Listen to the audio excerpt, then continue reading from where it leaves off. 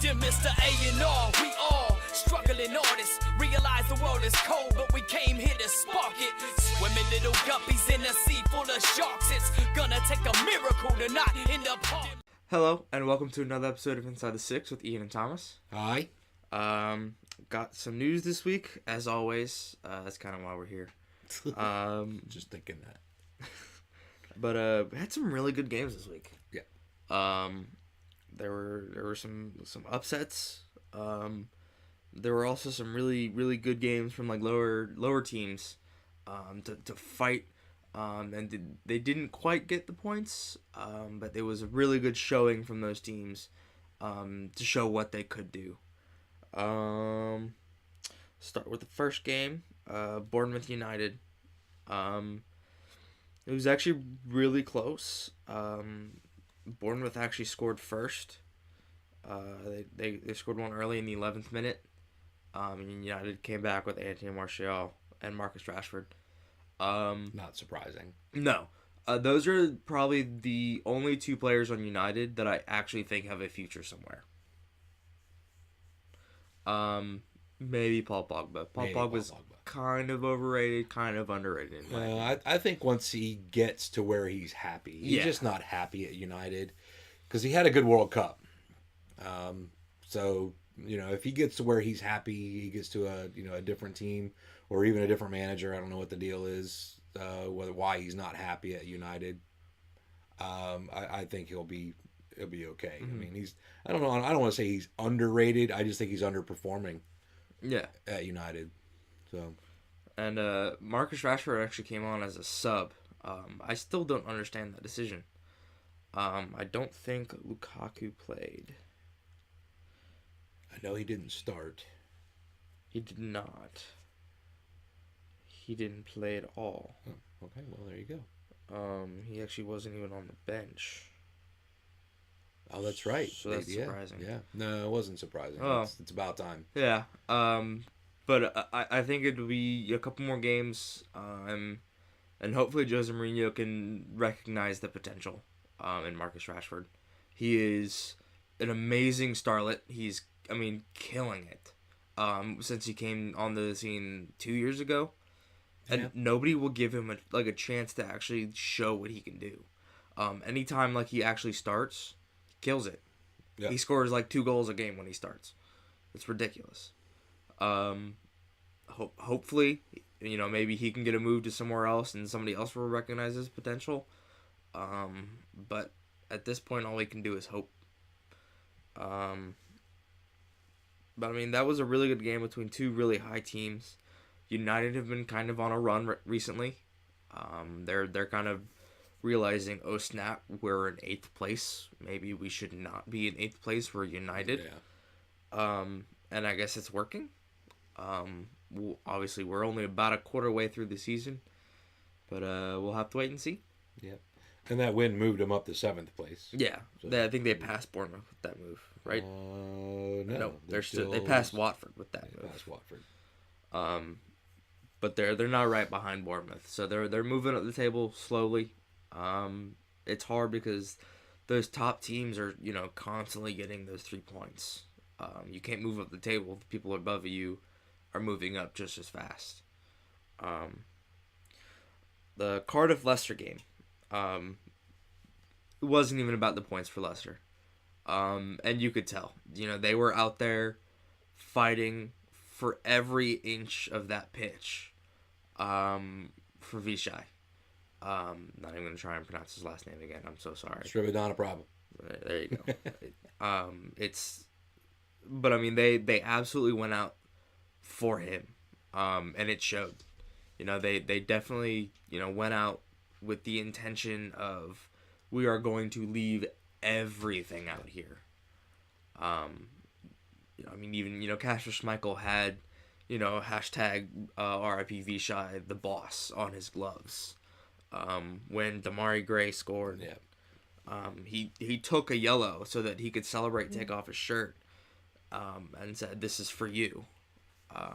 So it was really special for them, and I'm really happy that they were able to get the win for him.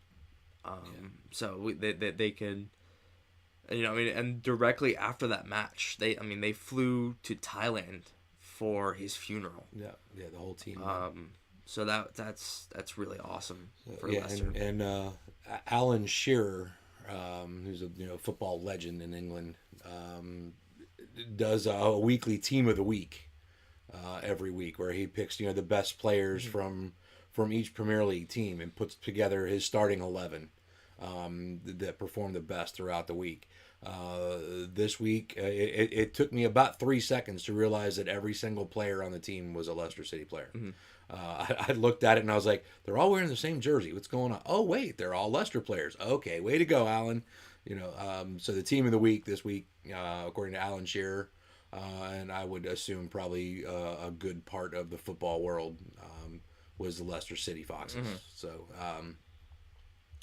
and you still sending good vibes and thoughts and prayers to the players, their families, and of course Vishai's family, whose son has apparently stepped up and said that my father had a dream, and I'm gonna push forward so that it's realized. So I guess he's gonna step right into dad's position, which is cool. So we'll see how the rest of the season turns out for them. They played well, and like you said, they put everything out there. They left it all on the pitch, and they came away with 3 points. It wasn't about the points. They just wanted to play their best, and they did, and they came up with 3 points against Cardiff. So good for them, and we're happy to see that. I thought it was kind of cool that they chose to not delay the game. They wanted to just go ahead and play. Just let's let life go, because that's what Vichai would have wanted, I'm sure. So there's that. Moving on to the Everton Brighton game. I'm very, very happy to see Everton performing well again. Yeah. They're on a pretty good streak. They kind of got unlucky against United last week, but they got a 3-1 win over Brighton. And they were just, I mean, Richarlison he is absolutely going insane at Everton. He is having a really good time, and it's cool to see. Yeah, and Gylfi Sigurdsson is kind of having a better season, which is also really good to see. He kind of struggled for a bit there, but he's still a world-class player. We talk about it every once in a while. If you have a free kick, anywhere in the center of the pitch, I mean, I want Gylfi Sigurdsson taking it. Yeah. He is masterclass with free kicks like that. He's still a really good player. Hopefully he can kind of get right back into the groove of things of where he was at Swansea before he leaves. Or before, he maybe gets kicked out. So he can maybe help Everton. Newcastle Watford. This is actually kind of a surprise for me. This is one that I would actually consider an upset. Yes. I would too. I thought Watford were definitely the better team. They had more chances, but Newcastle came out with a 1-0 win, which is very important for them. I believe it was their first goal at home. Yes, it was their first goal at home for the season, I think. Mm-hmm. Actually, their first goal at home since it's been months. Yeah, it's been a while. But I mean, a goal from Jose Perez in the 65th minute, and it was a great goal. Yeah, it was a good goal. It was a header, right? That's the one I'm thinking of. Mm-hmm. Yeah, that was. And Newcastle fans, I mean, just went insane. Because it was a big moment for them this year, to get some very important points, so that they could. I'm looking at the match stats, and it was actually a pretty close match. Watford was still on top with all the stats, with shots and passing and things like that. Watford edged out Newcastle on everything except the scoreline, and not by much. I mean, chances was 5-12. Pass success 68 to 79, 42 to 59%, or 58% possession. So I mean, like I said, it was pretty close. Total shots was 10 to 16. It was just a 1-0 scoreline. It just looked like when we watched the match, it looked like Watford had the edge. And according to the stats, they had a marginal edge. I mean, it wasn't a slim edge. It was enough that they should have probably won the match. But yeah, that goal from Ayoze Perez was a pretty good goal. Mm-hmm. It was good to see Newcastle finally get some points. They're actually, because of that win, they actually moved out of the relegation zone. Well, I think that it kept them out of the relegation zone. They're in 17th place right now. They're equal on points with 18th and 19th, but they're up on goal differential. So it was an important win for them. West Ham Burnley. This was a very, very, very fun game to watch. I did enjoy that. It was, 6 goals. It's always going to be fun to watch. Yeah, and that's one of the reasons I watched it. I was like, oh, there's going to be a bunch of goals, because I knew the scoreline before I watched it. So when that's why I chose that one to watch, because of the scoreline. I was like, oh, who doesn't like to see goals? Exactly. So, and it was a very entertaining match. But 2 of them from Felipe Anderson. Felipe Anderson is very, very... He's impressing me a lot this season. I had never really heard of him before. And he kind of came out this season and is showing the league what's up. And getting West Ham important points. So that, I think they're mid-table right now. Oh, actually, they're a little bit lower. They're 13th. But they're still doing really well. They're getting points when they can get points. And it's very important. And Felipe Anderson, I think, is probably one of the important pistons in that engine right now. So hopefully he can continue having a pretty good season. Marko Arnautovic got another goal. And Chicharito actually scored. Yeah, I think he got the 4th one. He got the 90th plus 2 goal. It was too much for Burnley. They played well. They're out of the relegation zone now, which is good to see. Good to see they're kind of moving back up to the status that they were at last season. But West Ham played really, really well, and you can't fault them for that. Do you want to talk about Liverpool Arsenal? Sure. I was disappointed. Liverpool so far, they've kind of, I'm a Liverpool supporter, and I've been disappointed in their performance. I'm happy with the fact that they're undefeated, well, until this past week's Champions League match. EFL Cup too. Oh yeah, and EFL Cup. But their league play, they're quote unquote undefeated. Some of the draws that they've gotten shouldn't have been draws. This is one of them. Now Arsenal, there's a new breath of life at the Emirates right now. With under Unai Emery, Arsenal has come back to life, and they're playing like the Arsenal of old. It's still disappointing to me to see Liverpool, play really well, get a goal, and then just kind of take the foot off the gas. It's frustrating as a Liverpool supporter. That okay, go get another one, and then after that, okay, go get another one. I'm glad Mohamed Salah scoring goals, Sadio Mane scoring goals, Bobby Firmino scoring goals. But there's still something just not the way it was last season. I don't think there's something amiss. I just think that it's just I think it's just a little bit of complacency in the squad. And it's frustrating. It was a good match. Arsenal earned their point. With no shame at all. It was a very entertaining match. It was just frustrating. Both of the goals had been coming. You could tell both sides were going to score at some point. Yeah, and that's one of the things that makes it entertaining. It's like it's coming. But let me see if I can pull up some of the match stats, and just kind of tell you if you didn't watch this game, no matter what side you're on. Here's some of the disappointment stuff. Arsenal possession was 62 to 38%. That's not Liverpool's game. And now they're known for more for the vicious counterattack.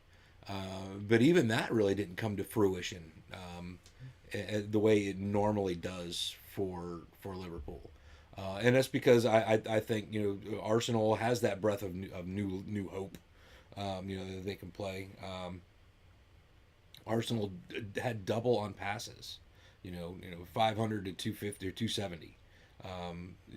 It's just, And I think that shows the new life that is in Arsenal under Unai Emery. It's working for them. They're getting points. I believe they're undefeated in their last 12 games or 13 games now. yeah. In all competitions. So I mean they had those two losses early in the season. I believe it was to City and Chelsea. And they've been on a run since And they've then. been on a run. I mean, and against those teams, I mean, you can't get mad at that. That's Yeah, and that's true. I mean, now with the block shots and stuff like that, it was fairly even. Liverpool had 2 shots hit the woodwork. I mean, they had to have dented that framework with those shots. I mean, they were just vicious shots that they were just inches off target that could have changed the whole outcome. But at the same time, I mean, they didn't finish them. there's also one that I think should have been counted as a goal. Yes, and there was actually a controversial one. That there was one that Bobby Firmino just kind of chipped it, and Sadio Mane finished. When that first phase of play began, Sadio Mane was offsides. But then during the second phase of play, he was behind the ball, so he was onside. And even the PGMOL should have said, during the match, I guess the commentators or somebody contacted them, or they have a contact immediately at the ready during the matches, just for commentary purposes. But the PGMOL said the goal should have stood. And that's something that eventually if VAR does make its way into Premier League full time. Where it's in the EFL Cup and the FA Cup, I believe, right now. It's just not in the Premier League matches. But that's something that VAR would have fixed, and that would have changed the match because it was a pretty early goal, and that would have put Liverpool up 2-0 instead of 1-0 when Arsenal came back. So. Controversial stuff. I mean, there was some other controversial stuff, but it's nothing that anybody's going to get like ridiculously up in arms over. They were, what I refer to as referee's discretion, and the calls they went against Liverpool. So I could say, oh, it's garbage, but I don't think it was. I try to stay pretty.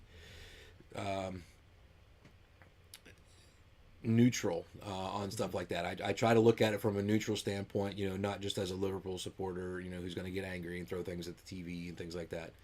Not that I've ever done those things. Not that I know of. But, some of those things could have changed the outcome of the game. The goals especially could have. And I'm not trying to slight Arsenal. They played extremely well.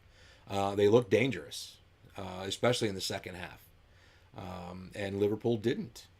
They just didn't come out with the second half with the venom that they're known for. Especially in a counterattack. They have a scoring squad, and actually the goal that was scored was James Milner. It was a fantastic. It was a great goal, and I think it even scared him. He hasn't scored in the run of play since 2014.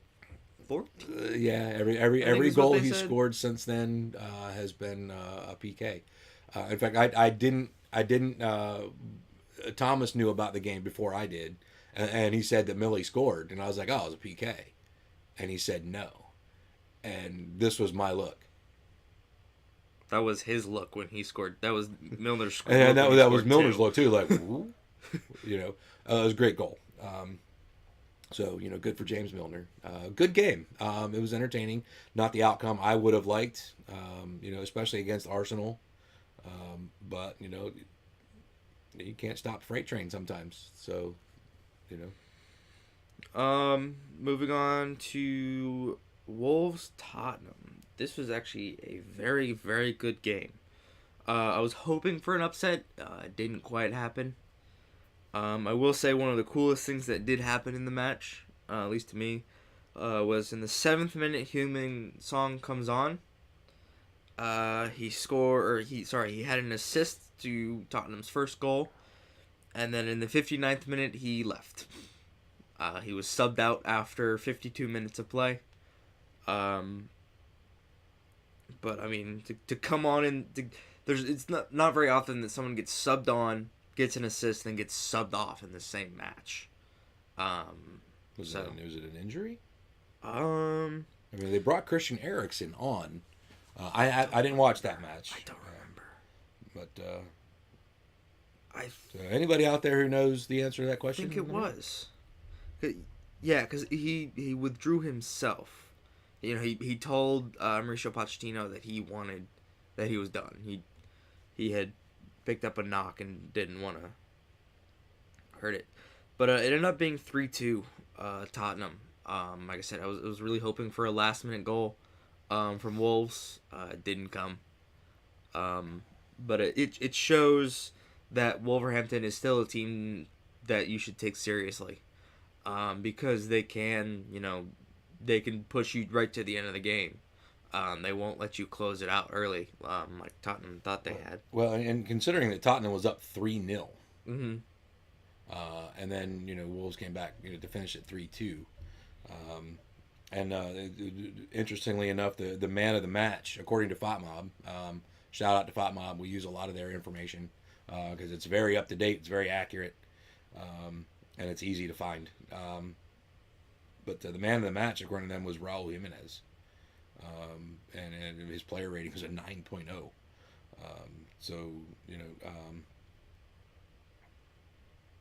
That was pretty cool. I mean, considering the man of the match is a player on the side that didn't win, Mm-hmm. It tells you a lot.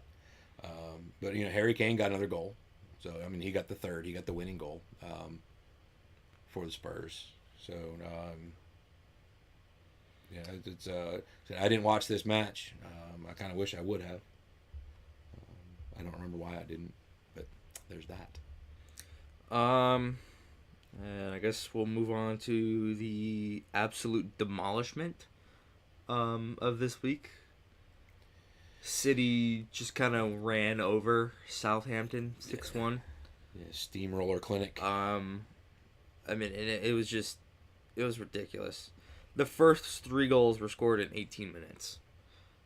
I mean, it was 6 minutes. It was an own goal. Started off 12 minutes and 18 minutes. Every 6 minutes they scored a goal. For the first 18 minutes.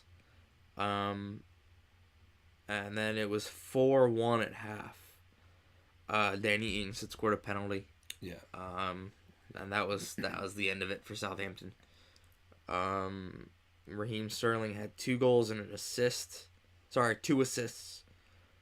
Sergio Aguero had 2 assists. He had the assists on both of Raheem Sterling's goals. And he had the second goal. Yeah, assisted by Raheem Sterling. But I mean, at that point, you got a pretty good strike pair. Yeah. And it at least for me, it's good to see Raheem Sterling performing. He's kind of been, I guess, struggling in the last couple seasons. Since he left Liverpool, he kind of struggled. But I think he's finally kind of getting into stride under Pep Guardiola. And that's good to see. Because he's a good player. Yeah. I think he just needs the right coaching. He just needs the right mentality behind him. And that's finally there for him to have. So, he's scoring goals again. But, I mean, the overall demolishment is ridiculous. I mean, it really is. Stop. They're already dead. Please. No. That's the thing. That's not City's style. And that's one of the things that helped them win the league last season, was the fact that they just don't stop. We're up 3-0 in 18 minutes. It doesn't matter. These guys are paid to score goals. We're going to go out there and make them score goals. It's true. Now, granted, you could kind of take your foot off the gas a little bit, maybe downshift a bit, and put in some of your bench players or put in some of your U23s or something like that, and give those guys a little bit of a chance to get some minutes to play. Southampton is not in any way, shape, or form a threat. They're just not. They have skill. There are skilled players on that side. They don't perform. And it's kind of sad to see. Danny Ings is there. He came from Liverpool. And he's a good player. He's getting a little long in the teeth, but he's a good player. Mm-hmm. But he scored a penalty. And I think that was really just kind of a, hey, you're the new guy. We want you to score a goal. Go ahead, take that shot. Whatever. Because they've got players like James Ward-Prowse and Hoot. They've got players who can play. Just for some reason, they're not putting anything together on the pitch. Mm-hmm. And I'm sure a lot of it is their confidence is shot. They've been in relegation battles for 3 seasons straight now, maybe more. So their confidence is garbage, and that's going to show on the pitch. You can bring a guy like Danny Ings in fresh, but it's not enough to bring them up to level where they can really compete. They're going to be in a relegation battle again this season. Mm-hmm. We're coming up to the halfway point in the season, and they've never been out of the bottom 3 or 4. They're out right now. Are they? Okay. They're 5 out right now. Well, they just lost 6-1. Granted, it's against City, but what's that going to do for them next week? Holy crap, guys! 6 goals against in one game. And of course, the City's goal differential is already like plus 105,000. That's a really big exaggeration, by the way. Yeah, they have as many positive goals as they do points right now. Yeah, which is, it's 29 points. They still have yet to lose. They've only dropped 4 points total, and they've got 29 positive goals. 33-4 goal differential. But Southampton is just it's gonna be the story of their life. They're gonna struggle, mm-hmm. And City's not, and that's just that. As the season goes, Kevin De Bruyne is out again. He'll be out till mid-December. So with another ligament injury. That may or may not change things for City. It didn't. It really didn't. Yeah, it really didn't. But it remains to be seen. How are the rest of them going to hold up? It became an issue toward the end of last season. Kevin De Bruyne came out and said, "Listen, we're tired." Mm-hmm. They were playing a lot of football. Champions League play, EFL Cup. So fatigue sets in after a while. These guys are young, they're fit, they're healthy, but the human body can only take so much of a beating before it says we're done. Mm-hmm. So hopefully, they get to hold off a little bit longer this season, and we'll see. Chelsea Palace. It was actually a really good game. Palace put up a fight. They just couldn't score. They can't find the net. Obviously they did find it at least once. It was 3-1. And many thought that may have saved the points, but immediately after the goal. Yeah. There were 2 more goals from Chelsea. Alvaro Morata had 2 goals, which makes me very, very happy. Because Eden Hazard didn't start this game. He's still kind of nursing an injury a little bit. But to see Morata back on the score sheet, playing and scoring like a striker should, right, is fantastic because he kind of was in a slump last season. So hopefully he can keep that up. Pedro had the third one, and Andros Townsend had the one for Palace. But it was a really good game. It was a very entertaining game. Palace, their only issue was that final touch to finish. I mean, I think they hit the framework once or twice. Wilfred Zaha was just he's a fantastic player. He is so exciting. The problem is, I think he holds onto the ball just a little too long. If he could just create a little bit with all the dribbling and all the tricks and things like that, if he could create himself half a yard of space, get his head up and find someone to pass the ball to for just that one finishing move, Palace would do that much better. That's just not happening right now, and I don't know if it's arrogance, or if it's just the fact that Palace just they get into positions where Zaha just gets shut down, and they don't give him the opportunity to get his head up and find that pass. I don't know. I don't think he'll stay at Crystal Palace much longer. Personally, I don't know where he could go. I mean, like I said, my personal opinion is it's not the fact that everybody just shuts down Palace, because Palace plays teams that are bottom table teams, and the same thing still happens. So it's not just Chelsea shutting down Will Zaha. It's the fact that Will Zaha just won't get his head up to find a pass. He's trying to do everything himself, and that's a problem for me. That's going to be something that other coaches and managers are looking at, going, this isn't somebody I want. I want someone who's going to work as a team player, and score some goals. And right now he's not doing that. Like I said, I don't know that it's arrogance or if it's just the fact that they just get shut down. But I think with the skill level that he's got, he should be scoring more goals. Take the shot sooner, make a pass sooner. You don't have to run it all the way into the 6-yard box. It's good to be inside the 6, but at the same time, if you're not scoring goals from there, then yeah. If you could just ignore the dad joke, that'd be great. Thanks. You're welcome. Last game of the week, kind of a disappointment, honestly. Is Huddersfield Fulham. Huddersfield won because Fulham scored an own goal in the 30th minute, and that was it. That was the game.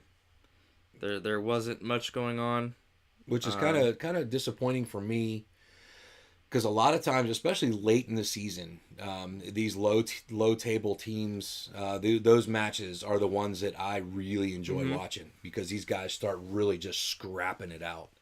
And it makes the game very exciting, because a lot of people don't understand that with football, this form of football, the real form of football, it's not always how many goals did you score, how many points. It's the points, and that makes every game important.